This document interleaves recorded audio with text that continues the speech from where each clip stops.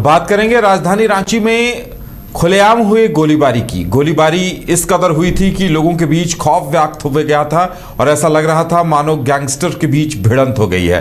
Police ने गोलीबारी के कई आरोपियों को धर दबोचा है और पूरी कहानी सामने आई है कि किस तरह से इन बेखौफ लोगों ने खुलेआम शहर के अंदर गोलीबारी की और इसमें से 2 लोग घायल भी हुए हैं। 2 गुटों के बीच किसी बंटवारे को लेकर यह विवाद शुरू होने की बात कही जा रही है और अब पुलिस ने तमाम आरोपियों को धर दबोचा है। ज्यादा जानकारी के लिए सौरभ है। और सौरभ, अब क्या कुछ पूरी कहानी सामने आई है, क्योंकि पुलिस ने अब कई आरोपियों को गिरफ्तार भी कर लिया है और हथियार भी बरामद कर लिए हैं। जी बिल्कुल, देखिए राजधानी रांची के पंडरा ओपी क्षेत्र अंतर्गत पिस्का मोड़ के समीप 17 जनवरी की वो रात है कि जब वो इलाका गोलियों की तड़तड़ाहट से गूंज उठा। दरअसल इस पूरे गोलीबारी की घटना की बात की जाए तो इलाके में सनसनी का माहौल देखा गया। लोग आखिर सोचने को मजबूर हो गए कि अंधाधुंध फायरिंग आखिर किस वजह से की गई थी। हालांकि जब पुलिस ने पूरे मामले की छानबीन की है तो ये 2 गुटों का झड़प बताया जा रहा है और आपसी विवाद में कई राउंड फायरिंग पिस्का मोड़ जो तेल मिल गली है वहां पे किया गया है।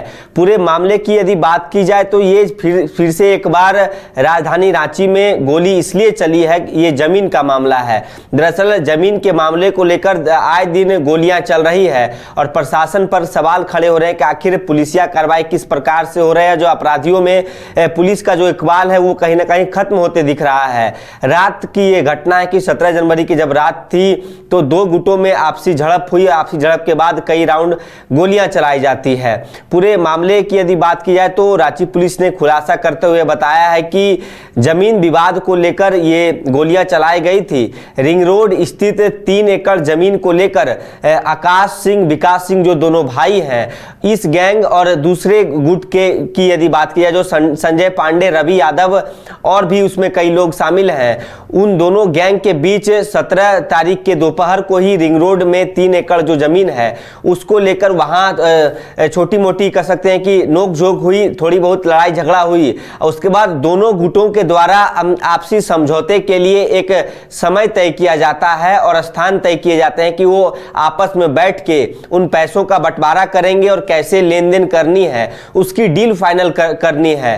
अंततः जब दोनों गुट के लोग वहां कह सकते हैं कि 2-3 गाड़ियों से संजय पांडे गुट के भी लोग पहुंचते हैं, आकाश सिंह, विकास सिंह जो दोनों भाई हैं उनके गुट के भी कई लोग पहुंचते हैं 2-3 गाड़ियों से। राजधानी मान्या टावर में दोनों गुटों के लोग बैठते हैं। बैठने के बाद बातचीत की शुरुआत होती है और बातचीत के क्रम में ही स्थिति इस प्रकार से उत्पन्न होती है, नोक-झोंक की स्थिति उत्पन्न होती है। बस्ता-बस्ती होने के बाद दोनों ओर से हाथापाई के बाद गोलियों की तड़तड़ाहट शुरू की जाती है। लेकिन फिलहाल पुलिस ने जो जानकारी दी है कि पहले किस ओर से गोली चलाई गई थी तो बताया यह जाता है कि संजय पांडे जो के गुट की ओर से ही पहले गोलीबारी की गई और इस गोलीबारी की घटना में आकाश सिंह और विकास सिंह को गोली लगी और रवि यादव जो संजय पांडे गुट के ही सदस्य हैं उन्हें भी गोली लगी है। जब उनसे पूछा, जब पुलिस ने यह जानकारी दी कि रवि यादव को कैसे गोली लगी तो उन्होंने बताया कि आपसी भागने के क्रम में ही संजय उन्हीं के गुट के जो रवि यादव के गुट के जो लोग हैं उन्हीं के गोलियों से वो घायल हुए हैं। पुलिस को जैसे ही इस पूरे मामले की सूचना मिलती है घायलों को अस्पताल आनन-फानन में अस्पताल भेजा जाता है। फिलहाल उन तीनों की इलाज चल रही है। पुलिस ने बताया कि डॉक्टर के मुताबिक तीनों खतरे से बाहर हैं। इसी मामले में, इस गोलीकांड में पुलिस ने तुरंत कार्रवाई करते हुए 6 लोगों को गिरफ्तार किया है और इन 6 लोगों से पूछताछ जारी है और पूरा मामला जमीन का बताया जा रहा है। और 6 लोगों के गिरफ्तार करने के साथ देसी कट्टा, 7 कह सकते हैं कि खाली खोखा वहीं घटनास्थल से बरामद किए गए हैं। कई मोबाइल फोन्स और एक स्कॉर्पियो कार भी वहां से बरामद किया गया है। पूरे मामले की यदि एक नजर से समझा जाए तो फिर से एक बार राजधानी रांची में जमीन विवाद कहीं ना कहीं इस कदर हावी होते दिख रहा है कि आए दिन यहां गोलीबारी हो रहे हैं। तो समझिए कि हालांकि संदीप थापा जो कुख्यात अपराधी रहे हैं रांची के, उनके विषय में जब सवाल किए गए हैं कि क्या उनकी भी संलिप्तता है कि संजय पांडे उनके लिए काम कर रहे थे, तो इस बात से अभी फिलहाल पुलिस ने ये नहीं माना है कि ये संदीप थापा की भी इसमें मौजूदगी रही है, लेकिन दो गुटों के झड़प में आम लोग कहीं ना कहीं इसका शिकार हो सकते थे और जो वहां आसपास लोग थे उनमें डर का माहौल था।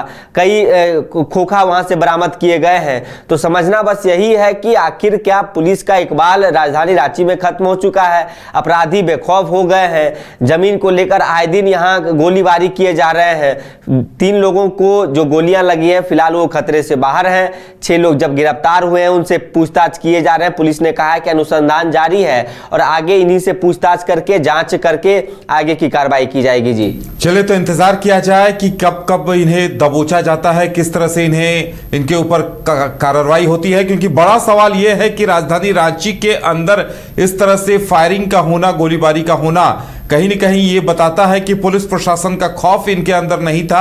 अब शायद पुलिस प्रशासन अब इन्हें बताएगी कि पुलिस प्रशासन और कानून का पालन किस तरह से कराया जाता है, और ये दूसरे लोगों के लिए भी एक सबक होगा कि यहां पर कोई भी इस तरह से हरकत कर बच नहीं सकता।